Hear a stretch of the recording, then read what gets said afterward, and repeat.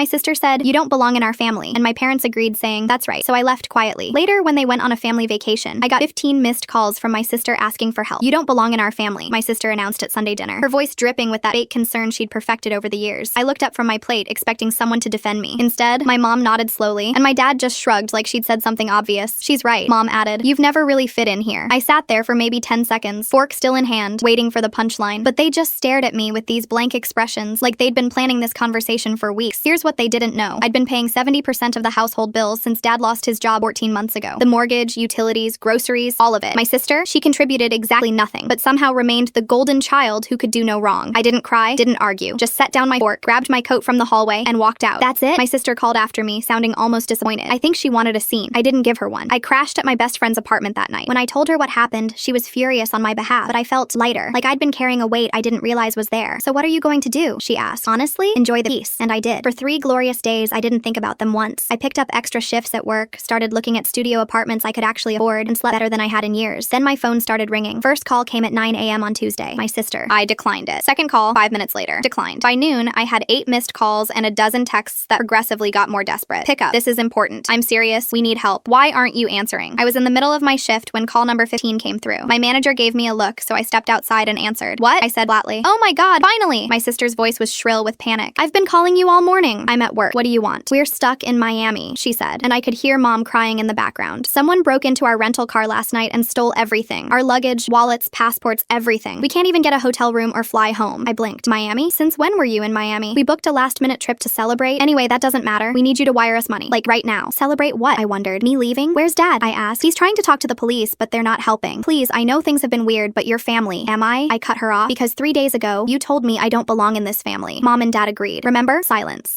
"We didn't mean it like that," she stammered. "No, you meant it exactly like that," I said calmly. "And you were right. I don't belong in your family. So this really isn't my problem. Are you serious right now?" Her voice went from desperate to angry in a heartbeat. "We're stranded. Then call someone who actually belongs in your family." "Oh wait, you're all together. You're being petty." I almost laughed. "I'm being petty? You kicked me out of the family, went on a vacation without telling me, and now you want me to bail you out?" Mom grabbed the phone. "Sweetie, please. We made a mistake. We shouldn't have said those things." "You didn't make a mistake, Mom. You made a choice. And I'm making mine." I could hear my sister yelling in the background. "By the way," I added, my voice steady, "I'm moving out next week, so you should probably figure out how you're going to cover the mortgage, utilities, and groceries. You know, the bills I've been paying for over a year." The line went dead silent. "What?" Mom's voice was barely a whisper. "Good luck," I said, and hung up. My phone rang again immediately. I blocked all 3 of them. 2 weeks later, I was settled into my new studio apartment when my friend showed me a Facebook post from my sister. She was asking her friends for recommendations for affordable housing because they were going through a tough time. I smiled, took a sip of my coffee, and scrolled past. Turns out, not belonging to a family that doesn't value you isn't just freeing. It's the best decision I ever made.